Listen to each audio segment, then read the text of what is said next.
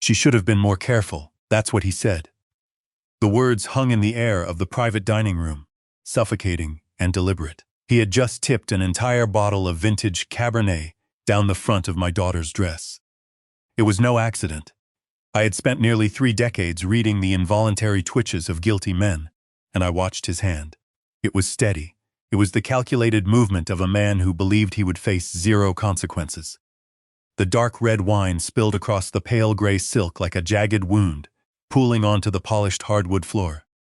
The room filled with 30 people gathered for the rehearsal dinner went dead silent. Not a single soul dared to draw a breath. Then he said it a second time, letting the syllables drag out, savoring the absolute power of the moment, like a man pressing his thumb into a fresh bruise. I said, "You should have been more careful." My daughter, Renata, sat frozen, her knuckles turning white as she gripped the edge of the table. And the man sitting directly beside her, the man scheduled to stand at an altar in 14 hours and vow to protect her, did absolutely nothing. Owen stared down at his half-eaten steak, as if an invisible gravity held his spine in place. The man holding the empty wine bottle was Owen's father, Garrett. A commercial real estate titan, a wealthy, arrogant manipulator used to watching the world scrape the dirt from his Italian leather shoes. From the moment Garrett first laid eyes on me, he filed me away in a dismissive little box. To him, I was a poor, retired old man, a lowly civil servant who drove a beat-up car and got $20 haircuts. A nobody, someone easy to step on. In that opulent room, Garrett truly believed he had publicly humiliated a family, possessing neither the wealth nor the strength to fight back. He believed his vast empire made him untouchable. He was dead wrong. I didn't yell, I didn't slam my fists. I simply set down my water, stood up with the deliberate gravity of a man rising to deliver a closing argument, and walked into the hallway to make 2 phone calls. 2 carefully placed calls that would systematically and legally burn his entire empire to the ground. My name is Harold. I am 64 years old, and I live alone in a 2-story craftsman house in the Montevilla neighborhood of Portland, Oregon. It is the exact same house where I raised my daughter by myself after losing my wife to a long illness that stripped away everything except her unshakable dignity. My house is far from perfect. The back porch sags slightly. I drive a 2013 Subaru Outback with over 200,000 miles on the odometer, a vehicle with a heater that stubbornly refuses to engage unless you strike the dashboard twice. I still get my hair cut at a faded shop on Stark Street because the barber and I have known each other longer than most modern marriages last. When people look at me, they see a tired, fading old man.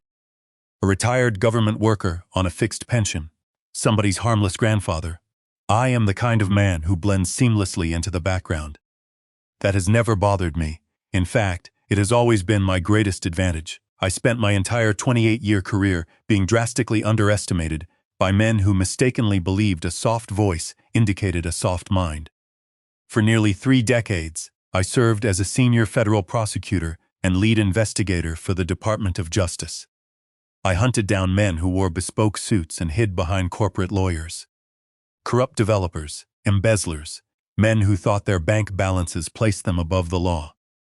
I spent 50 hours a week analyzing wire fraud and interrogating narcissists until their carefully constructed lies unraveled into dust. I never needed any of them to know how sharp my teeth were until the trap snapped shut around their ankles. My daughter, Renata, is 32. She inherited her mother's deeply observant eyes and a genuine laugh that arrives a half-second late. She spent the last 7 years in community mental health administration, taking on crushing caseloads and managing impossible budgets. She is, without exaggeration, the most profoundly decent human being I have ever known. She deserved a partner who possessed the emotional intelligence to recognize that rare decency and protect it. Whether she had found that in Owen, I tried very hard to believe. He was 35, a junior landscape architect. When they started dating, he seemed fine. He brought cherry danishes for Sunday dinner. He held the door. But my instincts, honed by decades of cross-examinations, noticed the creeping cracks. I noticed how often his eyes darted to his phone whenever Renata spoke about her difficult days.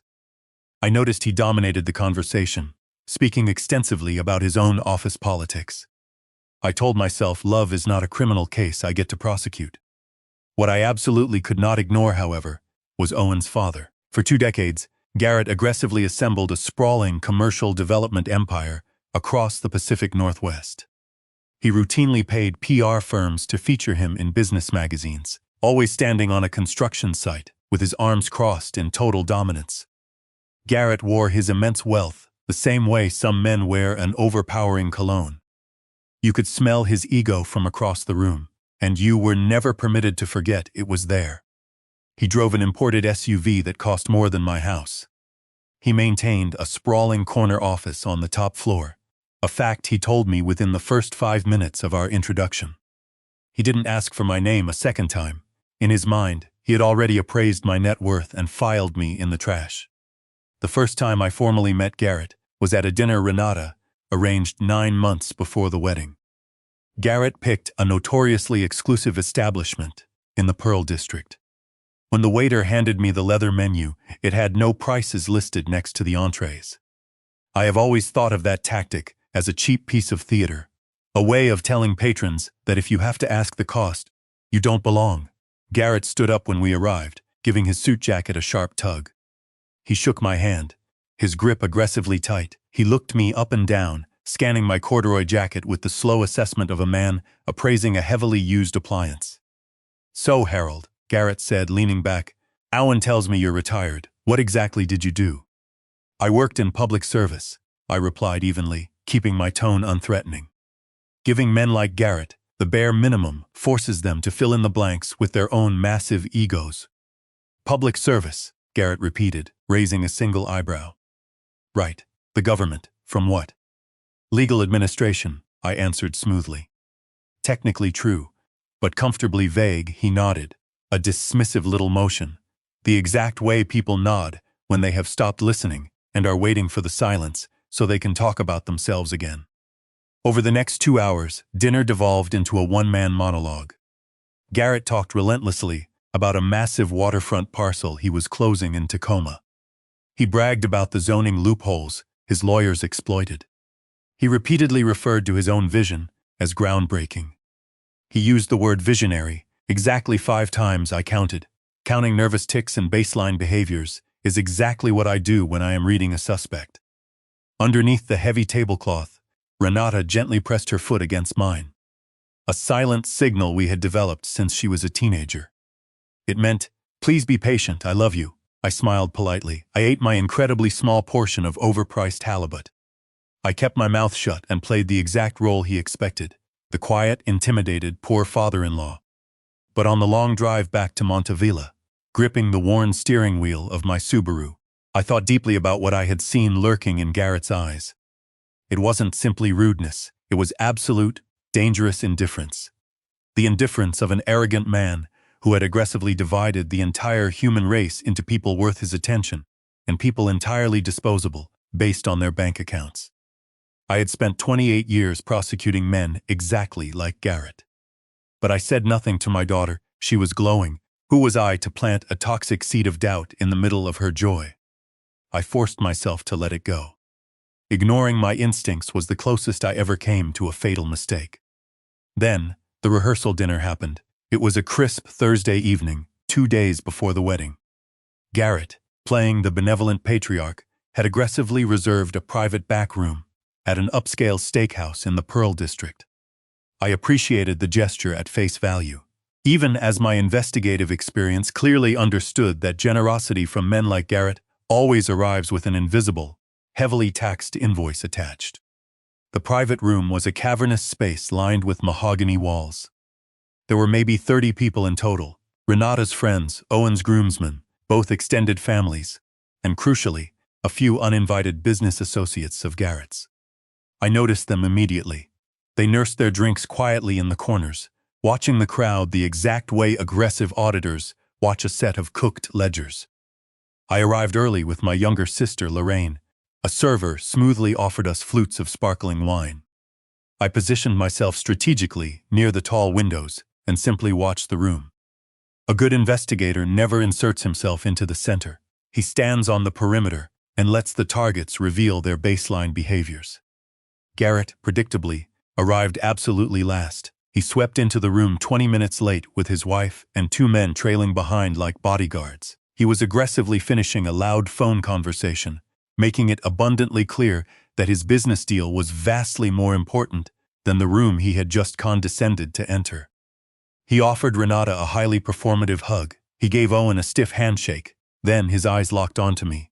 He offered a dismissive, upward nod, the exact kind you give the parking valet when you can't quite remember his name. I nodded back, my expression perfectly blank. Dinner was seated at one massive, long table. I was seated near the middle, flanked by my sister. Garrett sat at the absolute head, placing Renata directly to his right. A part of me deeply hoped it was a genuine gesture of welcoming her. The colder part of my brain feared it was a tactical mistake, placing her directly in the line of fire. For the first hour, the evening was fine. The conversation flowed easily. People shared warm stories. A close friend gave a touching toast that made my sister dab her eyes. I felt that cautious, breath-held sense of happiness. Then the main courses were cleared. Garrett ordered a second expensive bottle of red wine, and the real performance began.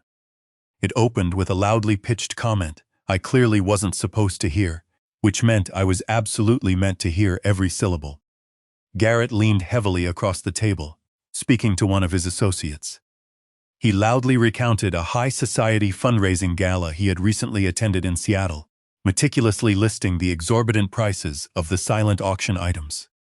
And then, without glancing in my direction, Garrett loudly proclaimed that it was actually quite good for ordinary, middle-class people to occasionally see how things operate at a high level, even if they could never hope to participate themselves.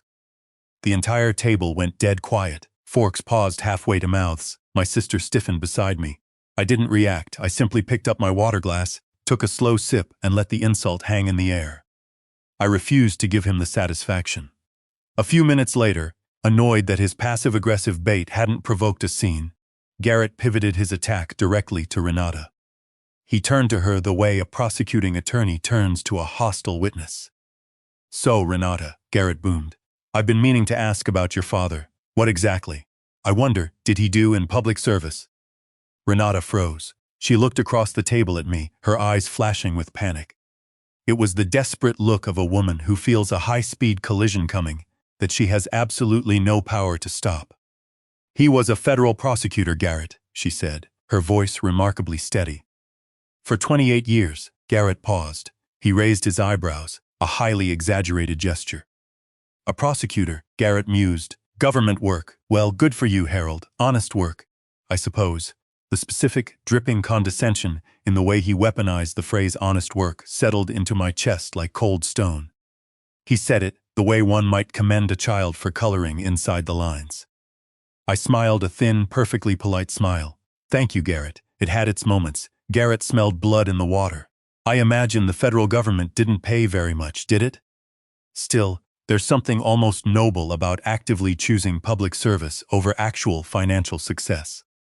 Beside me, my sister's heavy silver fork hit her plate with a sharp clack. Renata's jaw tightened. She opened her mouth, preparing to defend me. I immediately caught my daughter's eye across the table. I gave her the smallest, barely perceptible shake of my head. "Stand down." She hesitated, then slowly closed her mouth. This was not the moment. I have spent my entire adult life strategically evaluating which battles are worth fighting. Getting into a petty shouting match with a billionaire bully over a steak dinner was not a moment I was going to waste. So, I folded my hands in my lap and I waited. The true breaking point arrived about 40 minutes later. Dessert had been served. The ambient tension had slightly lowered. Owen was nervously talking to his best man, actively avoiding eye contact with his father. Renata was sharing a warm memory with a bridesmaid, finally letting a genuine laugh escape. And then, Garrett's voice shifted into that arrogant, lecturing register that unequivocally signals a wealthy man is about to make a point he is incredibly proud of. Garrett tapped his knife against his wineglass to command the room's attention. He loudly announced to the entire table what he had advised his son when the boy announced he was serious about marrying Renata. "I told my boy," Garrett declared, echoing off the mahogany walls, "that as a man of his standing, he needed to learn the harsh difference between foolish sentiment and actual business sense.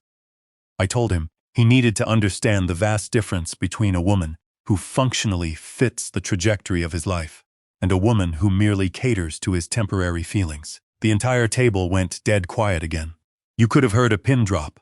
Owen slouched deeply into his chair, eyes glued to his dessert, completely refusing to look at his fiancée. I need to pause here, because I want to be brutally honest. I have a temper. Over 50 years I have meticulously built a thick, iron-reinforced wall around it. In that moment, listening to this arrogant bastard publicly humiliate my daughter, every single brick in that wall was glowing white-hot. Every instinct screamed at me to stand up, grab Garrett by his expensive silk tie, and tell him exactly what 28 years of breaking arrogant criminals had taught me. But I locked my jaw, kept my hands folded tightly, and breathed slowly through my nose. Garrett wasn't done. He leaned forward, gesturing broadly. You see, the family you marry into matters just as much as the individual person. It's about resources. It's about high-level networks. Those critical assets travel down through generations and dictate what is actually possible for a legacy. I watched the radiant happiness violently drain out of my daughter's face. She looked utterly shattered. Garrett's wife leaned over and whispered his name, a feeble attempt to stop him. He ignored her completely. Now Garrett continued, waving a hand dismissively. Renata is a lovely girl. I have absolutely nothing against her personally, but I just wanted my son to fully understand the massive limitations he was walking into. And then, as if the insult wasn't burning hot enough, Garrett locked his cold eyes directly onto mine, delivering the final blow.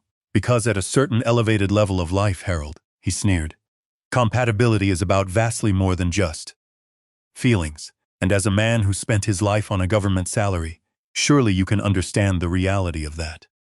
I didn't blink. I stared at him for a long, deafeningly quiet moment. I understand a great many things about the reality of the world, Garrett, I said, my voice dangerously soft. Yes, I do. Garrett smirked. It was the sickening, triumphant smirk of a predator who firmly believes he has just successfully backed his prey into a corner and won the fight without taking a single scratch. And then, Garrett reached for the open bottle of red wine sitting directly in front of him. I need you to slow down with me here, because this exact sequence is the part I have replayed in my mind 1,000 times. Garrett lifted the heavy glass bottle of vintage red wine. He meant, I assume, to aggressively refill his own oversized glass. Whether what happened next was genuine carelessness, or the simple, unadulterated contempt of a man who had completely stopped caring about collateral damage, I will never fully know. And it doesn't matter. The heavy bottle titled, but it didn't tilt toward his own glass. It tilted directly toward Renata. The dark red wine surged out, cascading in a violent, ugly splash directly across the front of my daughter's chest. The entire private dining room plunged into an absolute, horrified silence. Renata sat perfectly, terrifyingly still. It was the exact paralysis people exhibit when their brains short-circuit, deciding in real time whether they are going to break down and cry, or completely shut down to survive the shock. The massive, jagged stain spread aggressively, deep red against the delicate, pale gray silk. I could visibly see her chest rising and falling, much too fast. I could see her knuckles turning stark white on the table. Garrett didn't drop the bottle. He didn't rush to grab a napkin. Instead, he simply looked down at the spreading pool of wine, then slowly moved his eyes to my daughter's devastated face. And then Garrett sighed, a small, irritated, almost bored sigh. "Oh, Renata," Garrett drawled, utterly devoid of genuine remorse. "You really should have been more careful." And then he repeated it, slower this time. I said, "You should have been more careful." I didn't immediately move. My eyes snapped directly to Owen, her fiancé, the man scheduled to solemnly promise to stand like a shield between my daughter and the worst horrors of the world. Owen did absolutely nothing. He didn't jump to his feet. He didn't angrily confront his father. He didn't even reach across the table to hand Renata a cloth napkin. He remained glued to his chair, staring at Garrett with an expression of pure, unfiltered anxiety. He wasn't angry. He was terrified. It was the tragic face of a weak man who had spent 35 years carefully managing his father's volatile moods, frantically running the mental arithmetic of how much inheritance it would cost him to publicly object. That was the exact moment I understood everything I needed to know about this doomed marriage. I stood up. I didn't move with the chaotic energy of an emotional man about to make a scene. I stood up the exact same way I used to rise in a federal courtroom when the defense attorney had just stepped into my trap. Deliberately, without a single trace of apology, I calmly picked up my pristine white linen napkin. I walked around the perimeter of the table until I reached my daughter's side. I placed the napkin gently over her stained hands, leaned down, and spoke quietly. "Go with your Aunt Lorraine to the restroom, sweetheart," I whispered. "Take absolutely all the time you need. I am right here. I am handling this." Renata looked up at me. Her eyes were brilliantly bright with the specific, white-hot fury of an intelligent woman publicly humiliated. "Dad," she started, her voice shaking. "Go on, sweetheart," I said firmly. "I'm not going anywhere." Lorraine took Renata by the arm, and they walked out of the heavy oak doors together. I turned back to face the table. Garrett was casually refilling his own glass of wine, moving with the unhurried grace of a monarch who believed a peasant getting dirt on their shoes was entirely beneath his notice. "Garrett," I said. My voice wasn't loud, but it cut through the dead silence like a sharpened scalpel. He paused and slowly looked up. "I want to be absolutely certain I fully understand what just transpired here," I said, my tone flat as a slab of concrete. "Did you just intentionally pour a glass of red wine down my daughter's dress on the night before her wedding and then publicly tell her that it was her fault?" The room held its collective breath.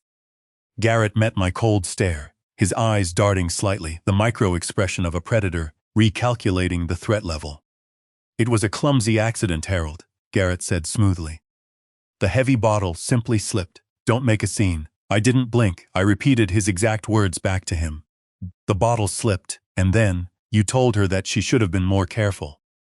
A long beat passed. Garrett's jaw tightened. "I may have misspoken in the heat of the moment," he muttered. I held his arrogant gaze for a long, punishing moment, dragging the silence out until it became a physical weight. "All right," I said softly.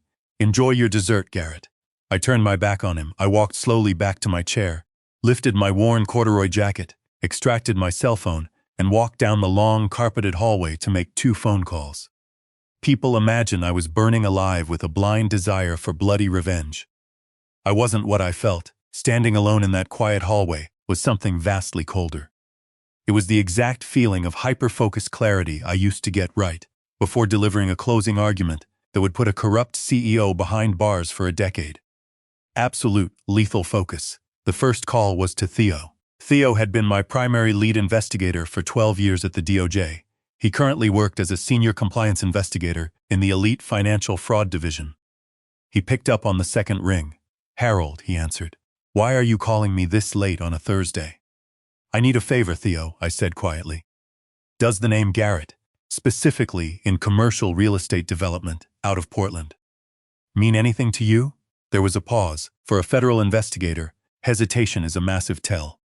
"Where are you right now, Harold?" Theo asked, professionally guarded. "I am standing in the hallway of the rehearsal dinner for my daughter's wedding," I replied. "And that man's son is scheduled to marry her tomorrow morning." Another heavier pause. "Harold, you know the drill," Theo said carefully. "I absolutely cannot tell you what is actively sitting on my desk." "I know the rules, Theo, but," Theo continued, "I will say this. The specific name you just gave me is not a name that my division is unfamiliar with." I closed my eyes. "How long has he been on the radar?" "It's not a new file, my friend. It's thick. Let's leave it at that before I lose my pension." "Thank you, Theo," I said, a grim sense of satisfaction settling in my gut. The second call was to Priya, a brilliant, ruthless senior partner running one of the most aggressive civil litigation and asset protection firms on the West Coast. I left a perfectly even-toned voicemail instructing her to call me Monday morning regarding a highly sensitive impending civil matter. With the traps officially set, I slipped my phone back into my pocket and went to check on my daughter. I found Renata sitting on a velvet sofa in the private lounge. She had already changed into a light cardigan she kept in her bag. She looked significantly steadier than I had feared. She possesses her mother's unshakable composure. "How bad is it?" she asked softly. "The stain is being handled," I replied, sitting beside her. "Renata, I need to ask you something. Has Garrett done things like this before? The casual humiliation, has Owen ever mentioned it?"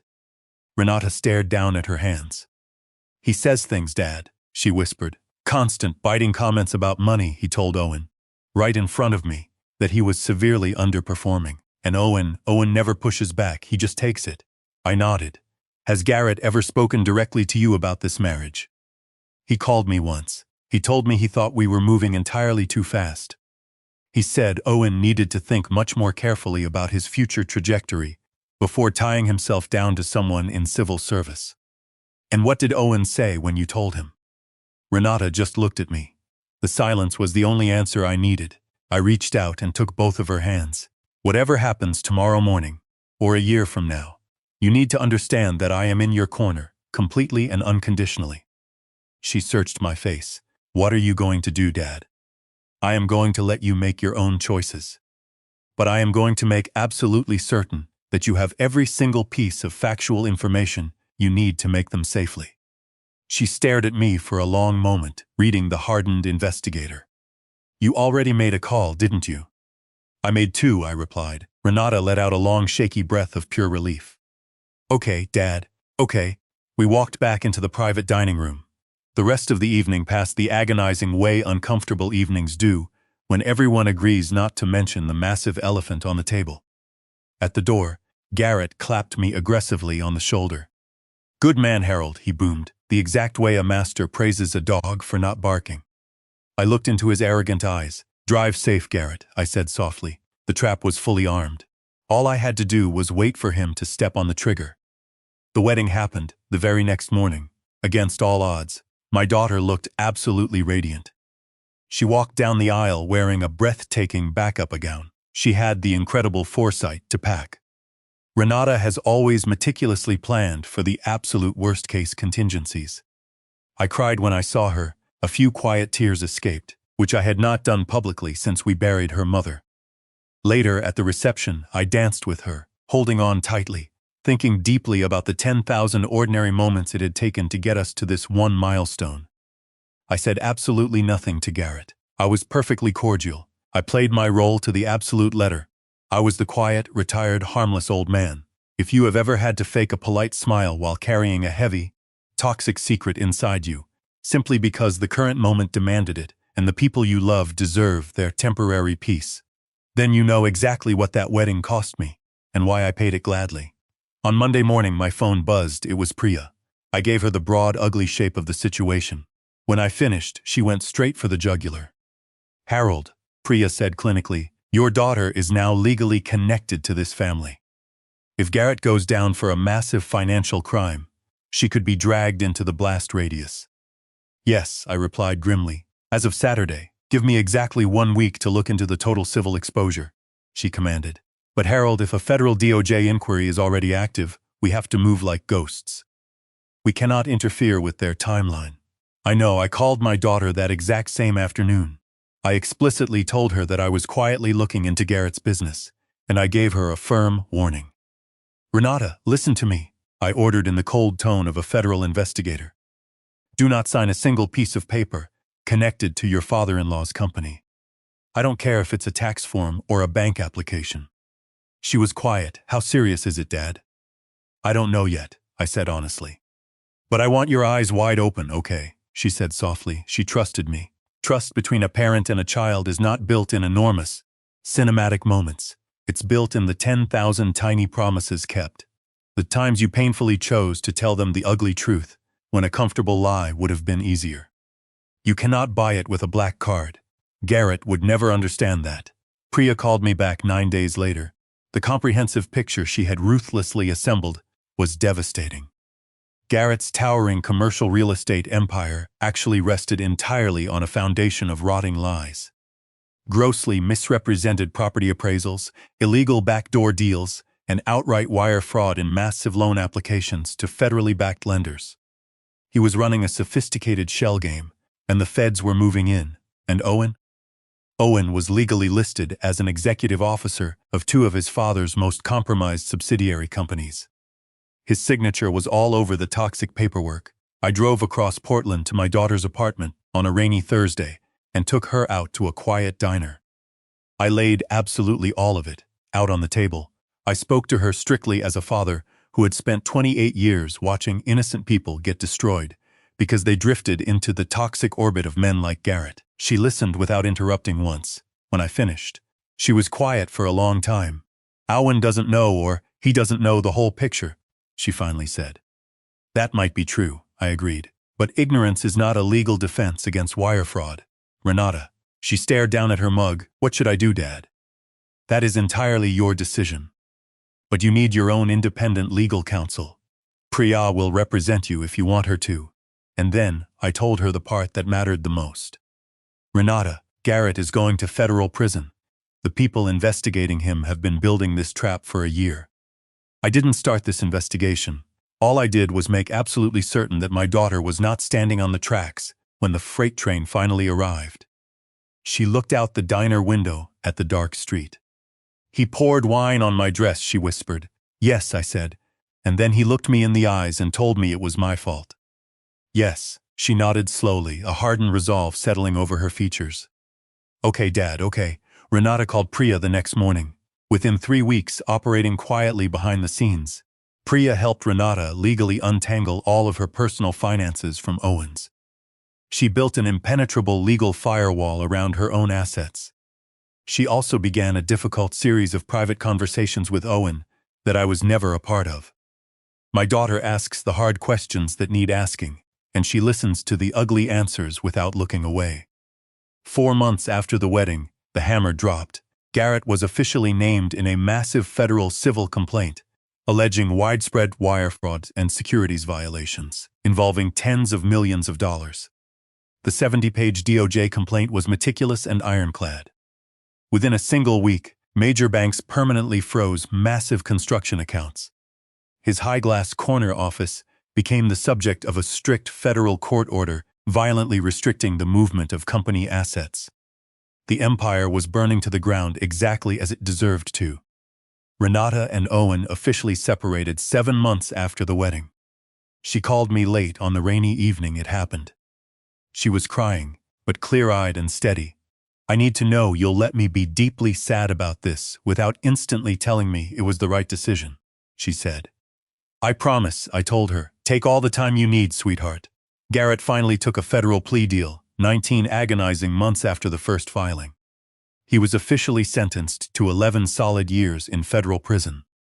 All of his highly leveraged assets fell under total government forfeiture. He lost everything. Priya sent me the official DOJ sentencing notice with a single line. 11 years, no parole. Thought you'd want to know. I was sitting in the worn leather chair at the old barber shop on Stark Street when I read the message. I looked deeply at my own reflection, an old man, a sagging front porch, a $20 haircut. I thought about Garrett aggressively clapping me on the shoulder, booming, "Good man, Harold." I thought about the arrogant way he sneered, "Honest work." And then I thought about what that honest work had actually built. It built a fiercely loyal network of incredibly competent people who immediately picked up the phone when I called. People who could casually dismantle a billionaire's empire before he even knew he was bleeding. And most importantly, it had built a strong, brilliant daughter who trusted me enough to listen. Garrett built a towering glass skyscraper on a deeply rotten foundation. Arrogance is not intelligence. Financial power is not actual wisdom. And the arrogant man who dismisses you based on what he can superficially see has never properly prepared for the hell you can unleash from the shadows. The fatal mistake that almost everyone makes is blindly believing that the loudest person in the room is automatically the most powerful one. They aren't. They are usually just the most deeply frightened. What my daughter truly understood was that the people genuinely worth marrying are the ones who would have immediately grabbed a napkin and defended you. Because a weak man who cowardly flinches at his overbearing father at 35 will still be flinching at 50. Look closely at the quiet, unassuming people in your life. Tell one of them today that you clearly see what they do. And then sit with this uncomfortable question honestly. When someone you loved was being openly diminished right in front of your face, did you immediately reach for the napkin, or did you sit back and do the cowardly arithmetic? I want to hear directly from you in the comments. If you think I did the exact right thing by staying terrifyingly calm, making those ruthless phone calls, and protecting my daughter. Comment 1. If you think I should have completely lost my temper and confronted Garrett openly at that table, comment 2. And if you think I should have ignored my investigative instincts and stayed completely out of it, comment 3. I read every single comment. Also, drop the name of your city below. Have you ever sat silently at a table where someone with perceived power looked right through someone you fiercely loved? Tell me what you did. We learn vastly more from each other in these comment sections than from any single story. If this message meant something real to you, hit that subscribe button. I'm just a retired old man telling true, hard-hitting stories about the quiet kind of strength that this loud world keeps forgetting about. Every single subscriber tells me to keep going, and I would be honored to have you join us here. This is a fictional story inspired by real emotional experiences, fully rewritten and reimagined in Portland, Oregon to create original content. Any resemblance to real people, businesses, or events is purely coincidental.